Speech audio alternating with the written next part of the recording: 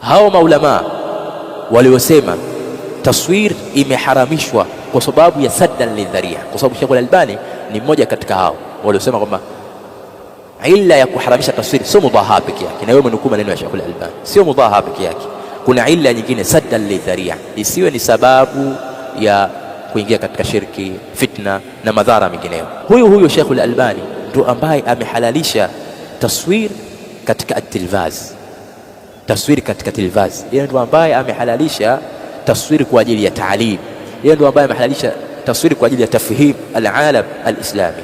Na hapa nasoma maneno yake, naomba nisome maneno yake, ninukuu maneno yake Sheikh al-Albani rahimahullah ta'ala. Maneno haya yeye hayasomi, sio kwa sababu ima hajayaona au labda yapo kinyume na maukifu yake au yataharibu ile maudhui yake, lakini maneno haya Sheikh al-Albani akihalalisha taswiri katika tilvaz, tena akiona kuwa inaweza kafika haddi ya wajib, mpaka ya wajib, na mtu akifanya hivyo yujar wa yuthab. Sheikh al-Albani rahimahullah, ambaye huyu ni katika wale wanafanya tahrib, wanaharamisha kweli kweli, lakini akasema ikiwa ni taswiri kwa ajili ya taalim wa tafhim al-alam al-islami, basi hiyo inaweza kafika mpaka wa wajib na mtu anakuwa ni maajur muthab. Sheikh al-Albani rahimahullah ta'ala ana maneno mengi marefu kuhusiana na jambo hili, tena kwa matamko tofauti tofauti. Hapa nitayasoma maneno yake haya, lakini kuna matamko yake mengine ambayo huenda huko mbele tukiona kuna haja tukayasoma. Sheikh al-Albani anasema maneno haya mazuri, watu wasikilize vizuri. Ndugu yetu Abul Abbas Hassan Soroka na watu wenye ufahamu kama wake, kwa sababu kuna watu na maukifu naam ya kuharamisha taswiri, lakini hawana ufahamu kama wake. Na ni maukifu inafahamika, baadhi ya mashekhe zetu wana maukifu hiyo, Allah wahifadhi mashekhe zetu wakubwa, maukifu ya kuharamisha taswiri, lakini ufahamu wao si kama ufahamu wake. Wewe una maukifu hiyo, lakini ufahamu wako pia ni mbovu. Kwa hiyo wewe Hassan Soroka na wenye ufahamu kama wako kwenye masala hii, hebu sikilizeni haya maneno ya Sheikh al-Albani. Sheikh al-Albani ana maneno marefu, lakini katika hayo anasema ashahid, nimeandika ile sema ashahid, anasema la yajuzu fi i'tiqadi ardhu al-ashya'i la qimata laha fi at-tilvaz, haifai katika itikadi yangu mimi, yani katika itikadi yake na rai yake, haifai ardhu al-ashya', kudhihirisha vitu la qimata laha fi at-tilvaz, vitu ambavyo havina thamani, havina faida katika television. Wabitali, ikiwa ni hivyo vile vile haitofaa tasjilu bihadhi al-ashrita, vile vile kurekodi, kutumia vitu hivi, kamera na mfano wake, kurekodi vitu ambavyo havina faida yoyote, havina thamani yoyote. Kisha akasema illa lima la budda minhu, isipokuwa vile vitu ambavyo lazima, hatuna budi navyo, litafhimi al-alami al-islami. Angalia hapo, isipokuwa, kwa Sheikh akasema illa, kavua, isipokuwa vile ambavyo hatuna budi navyo, litafhimi al-alam al-islami, kwa ajili ya kufahamisha ulimwengu wa Kiislamu, baadhi al-ahkam ash-shar'iyya, baadhi ya ahkam za kisheria. Kwa hiyo Sheikh al-Albani rahimahullah ta'ala kumbe anaona inafaa kufanya taswir na kudhihiri katika tilvaz na tasjil, kufanya tasjil, kurekodi bihadhi al-ashrita, kwa lengo la kufahamisha ulimwengu wa Kiislamu baadhi ya ahkam za kisheria. Kisha natokea mtu anawafanyia inkar hawa ambao wamejitoa kwa ajili ya kufanya hivyo. Wa ma'al asaf, anasema jambo la kusikitisha, inna nara yu'radu ma la faidata minhu fi tilvaz, sisi tunaona hudhihirishwa na huonyeshwa yale mambo ambayo hayana faida katika television, bal ma la yajuz, bali huonyeshwa yale ambayo hayafai kabisa. Kisha akasema wa ma yajuzu, na yale yenye kufaa kuonyeshwa. Sasa yale yenye kufaa kuonyeshwa, bali wa ma yaji, bali ambayo ni wajibu. Angalia, sote yenye kufaa, bali ambayo ni wajibu, la yu'rab, haionyeshi. Maana yeye anaona ni wajibu, inafika katika hadhi ya wajibu watu kufanya, kudhihiri katika tilvaz kwa lengo la kuwafundisha umma huu wa Kiislamu baadhi ya ahkam za kisheria. Kisha akasema ma ahsana law arada ala shashati tilvaz rajulun alimun fadilun yubayyin lahum sifata salati an-nabiy sallallahu alayhi wasallam, sifata wudu'ihi alayhi salatu wassalam, sifata hajjihi wa umratihi ila akhir. Uzuri ulioje lau kama ikiwa atadhihiri kwenye screen ya TV, screen ya television. Leo hii kuna baadhi ya ndugu zetu, mtu akidhihiri katika, kama vile mimi hapa nimedhihiri katika hii screen, au mashekhe wengine, tunaambiwa kwamba tunawaghuri mabinti za watu, tunafanya riaa. Maneno gani haya ambayo la qimata la faidata la, maneno ambayo hayana faida. Angalia maneno ya maulama, yani unamsema mtu kwa kitu ambacho ndani yake kuna maneno ya maulama kibar wakubwa.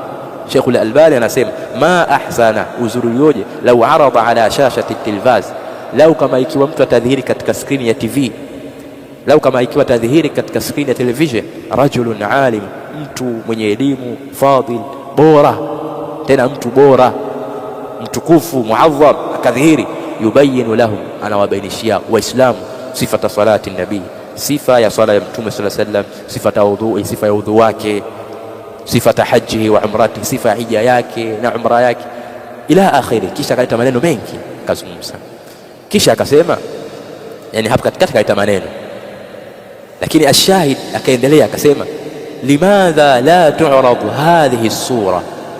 Hebu sikiza vizuri Hassan Soloka na watu wenye ufahamu kama wako, limadha la tu'rad hadhihi as-sura, yani sura hizi za wale ambao wanafundisha kaifia ya sala ya Mtume, kaifia ya haji, manasik, adau manasik al-hajj, ibada zile za hija, wakafundisha kwa matendo. Anasema limadha la tu'rad hadhihi as-sura, kwa nini sura hizi hazidhihirishwi? Kwa nini sura hizi hazidhihirishwi? Angalia kasemaje Sheikh, as-sura. Kwa Sheikh anajua kwamba hizi ni sura, hii ni taswira. Kwa nini la tu'rad hadhihi as-sura, kwa nini sura hizi hazidhihirishwi?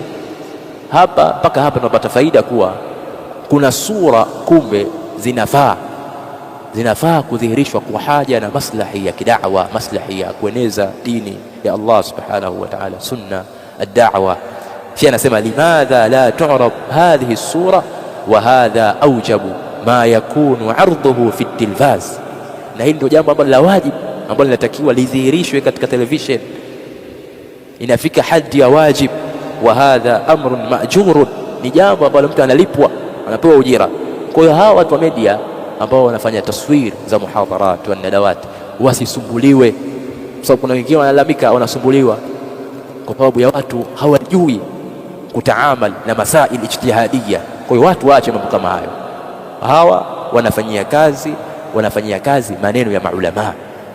Anasema Sheikh al-Albani, wa hadha awjabu ma yakunu arduhu fi at-tilvaz. Leo hii sisi hatuna Ahlus Sunnah wal Jamaa television maalumu ya Kiislamu au television maalumu ya da'wa yetu hii ya kisalaf, lakini ziko media za kisalaf wanafanya hivyo. Kwa nini wasumbuliwe? Kwa nini wabughudhiwe? Hali yakuwa ni jambo ambalo maulama wamelielekeza na ni jambo ambalo lina faida katika umma wa Kiislamu. Acha watu wafanye istiham, watu wafanye istiham, makufar, mulhidun, watu wamejaa mitandao ya kijamii, watu wanachota fikra potofu kwa sababu ya hizi taswir. Lakini vile vile wakipatikana maduat as-salafiyun wakajitoa wakafanya taswir, wakaingiza katika mitandao, muda wa kuwa si jambo la haram kwa itikadi yao na maukifi yao, ni jambo ambalo hakuna mukhalafatu nusus na hakuna ndani yake kwenda kinyume na maneno ya Mtume sallallahu alaihi wasallam, na kuna mashiko makubwa ya maulama tena kibar. Waacheni watu waeneze dini ya Allah subhanahu wa ta'ala. Limadha, shanasema limadha la tu'rad hadhihi as-sura wa hadha awjabu ma yakunu 'arduhu fi at-tilvaz wa hadha amrun ma'jur. Limadha la yu'rad rajulun 'alim fadil, kwa nini asidhihirishwe, asionyeshwe mtu bora alim, yasif lihadha al-'alam al-islam, akausifia huu ulimwengu wa Kiislamu ala shashati tilvaz, katika skrini ya television, al-umra, umra ya Mtume sallallahu alayhi wasallam, namna umra hivyo, wa ahkama, na ahkamu zake, tatbiqan amalia, kwa tatbiki kimatendo. Thumma ba'da dhalik al-hajj, kisha baada hapo akawabainishia haji wa mashaa'ir al-haram, na mashaa'ir nyingine tukufu katika ibada nyingine za hija, walwuquf, na kusimama Arafa, ila akhirihi, na mfano mambo kama hayo. Kisha akasema shekhe, fatusbihu hadhihi ad-durus aqwa darsin mujda ala wajhi al-ard, yakawa madarasa haya ambayo ndani yake kuna sura za hawa mashekhe, ndani yake kuna masura za hawa mashekhe, huyo rajulun alimun fadilu, zikawa madarasa haya aqwa darsi, ni madarasa makubwa yenye nguvu, yenye kuwa darasa zilizopatikana katika mgongo huu wa ardhi. Lianna alladhi yusma laysa kalladhi yura, kwa sababu kile ambacho kinasikika akilingana na kile kinachoonekana. Kwa hiyo usiseme maslahi yako wapi, sikiza maneno ya Sheikh Al-Albani, lianna alladhi yusma'u laysa kalladhi yura, kile ambacho kinachosikika kwenye audio sio kama kinachoonekana. Mtu akisikia tu maneno hivi na mwingine anasikia na kutizama, hawezi kulingana. Waqad qila qadiman, sha nasema pamesemwa kale huko, wama ra'in kama sami'a, hakuwa mwenye kuona halingani mwenye kuona yule ambaye mwenye kusikia peke yake. Bal hadha ahsanu minhu, bali maneno mazuri kuliko hayo qauluhu sallallahu alayhi wasallam, kauli yake mtume aliposema ash-shahidu yara ma la yara al-ghaibu wa laysa al-muayinu kas-sami'. Akasema maneno ya mtume haya ni maneno mazuri zaidi, aliyeshuhudia aliyokuwepo anaona kile ambacho haoni ambaye hayupo. Kisha akasema mtume wa laysa al-muayinu kas-sami', hakuwa mwenye kuona kwa macho yake kama mwenye kusikia. Maslahi hapa au hayapo? Maslahi hapa makubwa. Sheikh Al-Albani rahimahullah na maneno mazuri na maneno mengine anayo kama haya, lakini kwa alfadh nyingine tofauti. Wewe unang'ang'ania kwamba taswiri fotografi zinaingia moja kwa moja kwenye taswiri muharram, zinaingia kwenye taswiri muharram. Kwa kama zinaingia, leteni dalili za kuvua. Sheikh Al-Albani anayo dalili ya kuvua. Sheikh Al-Albani rahimahullah ta'ala ana dalili ya kuvua taswiri hizi, basi kazitaja hapa, anazo. Kama ikiwa kuna haja tutaleta hayo. Baada ya kusoma maneno haya ya Sheikh Al-Albani rahimahullah ta'ala, mimi hapa nina maswali kwa ndugu yangu Hassan Soloka na watu wenye ufahamu kama wake, watu wenye ufahamu kama wake. Baada ya kusoma maneno haya ya Sheikh Al-Albani rahimahullah ta'ala, nina haya maswali. Naomba haya maswali aje kuyajibu, na ni ruhusa yoyote mwenye ufahamu kama wake, ruhusa yoyote mwenye ufahamu kama wake naye vile vile yajibu, au amsaidie ndugu yetu kuyajibu, kwa sababu ni maswali magumu mazito. Kwa ni ruhusa kwa yoyote anayeona kwamba anataka amsaidie, ampe msaada ndugu yetu, ampe. Ikiwa ataona kuna haja ya kujibu au ana uwezo wa kujibu, lakini atumkalifishi, kwa sababu Allah anasema la yukallifu Allahu nafsan illa wus'aha, Allah haikalifishi nafsi isipokuwa uwezo wake. Ikiwa anaona ana uwezo wa kujibu au kuna haja ya kujibu, basi katika kuyajibu usisahau haya maswali kuyajibu. Mimi nauliza, je, hii aliyoitaja Sheikh Albani ni taswir au si taswir? Yani Sheikh Albani aliposema limadha la tu'rad hadhihi sura, kwa nini sura hizi za watu kufundisha ulimwengu wa Kiislamu kwa vitendo, akadhihiri rajulun alim fadil, tena akasema aujabu ma yakunu arduhu fi tilvaz, akasema hii haya aliyoeleza Sheikh Albani, hii ni taswir au sio taswir? Bila shaka ni taswir. Ni taswir au sio taswir? Bila shaka ni taswiri. Kama ikiwa ni taswir, ikiwa hii ni taswir, swali la pili sasa. Swali la kwanza, je, hii alitaja Sheikh Al-Albani ni taswir au sio taswir? Aliyosema kwamba limadha la turad hadhihi sura, tena kataja sura, hajataja taswir. Kwa nini sura hizi hadhihirishwi? Manake inafaa sura hizi kudhihirishwa na watu wakazirekodi na watu wakazieneza, na wala sitoingia katika malengo yale ya kuzihifadhi kwa ajili ya dhikra, si kwa ajili ya kumbukumbu. Na haya ndio maneno ya Sheikh Al-Albani, maneno ya Sheikh Ibn Uthaymeen rahimahullah ta'ala. Akahalalisha taswir, akaharamisha sura kwa ajili ya malengo mabaya, malengo ya haram kama vile dhikra mfano wake. Kwa hiyo Sheikh Al-Albani pia naye ana maneno hayo. Sasa nakuuliza wewe Hassan Soloka na watu wenye ufahamu kama wako, je, hii aliyotaja Sheikh Al-Albani ni taswir au sio taswiri? Ikiwa ni taswiri, swali la pili, ikiwa hii ni taswiri, je, Sheikh hapa amekhalif nas au hajakhalif nas? Kwa sababu kama ikiwa ni taswiri, taswiri zote ni muharram kulingana na dalili. Kullu musawwirin fi an-nar la'ana Allahu al-musawwirin, kulingana alfadh zilizokuja kwamba taswiri zote ni haram. Kwa hiyo kama hii taswiri, je, Sheikh amekhalif nas au hajakhalif nas? Kama alivyokhalif Sheikh Ibn Baz, kwa sababu mkosoa Sheikh Ibn Baz, kama alivyokhalif na Sheikh Ibn Uthaymeen rahimahullah ta'ala, je, Sheikh Al-Albani amekhalif nas au hajakhalif nas? Ikiwa amekhalif nas, Sheikh Al-Albani si binadamu, si bashar.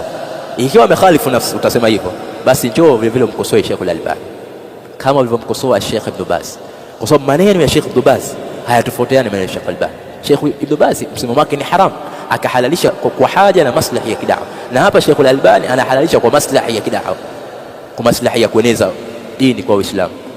Sasa kama ikiwa umkosoa Sheikh Ibn Baz na amekhalifu nafsi Sheikh Ibn Baz, na hapa vile vile uje kumkosoa Sheikh al-Albani kwa amekhalifu nafsi. Ikiwa shekhe hajakhalifu nafsi, ikiwa shekhe hajakhalifu nafsi, yani maana yake shekhe alipohalalisha hii taswiri ya kwa lengo la taalim na kufahamisha umma wa Kiislamu, shekhe akadhihiri pale akafundisha swala, ikiwa hajakhalifu nafsi, mbona sasa unawakosoa hawa maduati, unawakemea, unaona kwa ni wajibu hawa maduati wanaofanya taswiri hiyo ambayo kaitaja Sheikh al-Albani? Mbona unawakosoa? Mtu akifanya taswiri pale, namna ya kuwakafini, namna ya kukafini mayit, namna ya kusali jeneza, mbona unawakosoa hawa? Kama ikiwa Sheikh al-Albani hajakhalifu nafsi, basi na hawa hajakhalifu nafsi. Ikiwa Sheikh al-Albani hajakhalifu nafsi kwa maneno yake haya, basi vile vile Sheikh Ibn Baz hajakosea. Kwa nini unamkosoa Sheikh Ibn Baz rahimahullah ta'ala? Na ikiwa utasema amekhalifu nafsi kwamba yeye ni bashar kama alivyosema kwa Sheikh Ibn Baz, basi njoo umkosoe pia naye Sheikh al-Albani rahimahullah ta'ala, ambaye unamnukuu sana, njoo umkosoe. Hiyo moja. Pili, ikiwa amekhalifu nafsi, utasema kwamba amekhalifu nafsi Sheikh al-Albani, ina maana hawa maulama wote wakubwa kazi yao ni kukhalifu nafsi tu, wote hawa Sheikh al-Albani, Sheikh Ibn Baz, Sheikh Ibn Uthaymeen, Sheikh Saleh al-Haidani, wote hawa wamekhalifu nafsi, sio hivyo? Wote hawa wana mukhalafatu nafsi, wamekhalifu nafsi sariha fi tahrim at-taswir fotografi. Yes, kadhalik Allah musta'an. Tatu, ikiwa utasema pia Sheikh al-Albani amekhalifu nafsi katika hili, ni nani aliyekutangulia katika mashekhe? Sikwambii maulama, mashekhe wakubwa, kuna Sheikh Arafat na mfano wake, ambao hata mashekhe zetu kuna wakati wanarejea kwao. Mashekhe zetu wa huku Tanzania wanarejea kwao. Mashekhe gani katika mashekhe wakubwa kina Abdullah al-Bukhari na kina Sheikh Arafat al-Muhammadi na mashekhe wengine wa kisalafu walikuwa katika Jadda, katika miji ya Yaman, mashekhe gani ambao wamekutangulia wewe? Sikwambia maulama, mashekhe gani walikutangulia wewe kusema kwamba hawa maulama wamekhalifu nafsi, hawa maulama wamekhalifu nafsi? Ni kina nani? Hebu tajie. Hilo swali la pili tunaomba uje kutujibu. Hii aliyotaja Sheikh al-Albani ni taswira au sio taswira? Swali la kwanza, ikiwa ni taswira, je, amekhalifu nafsi au hajakhalifu nafsi?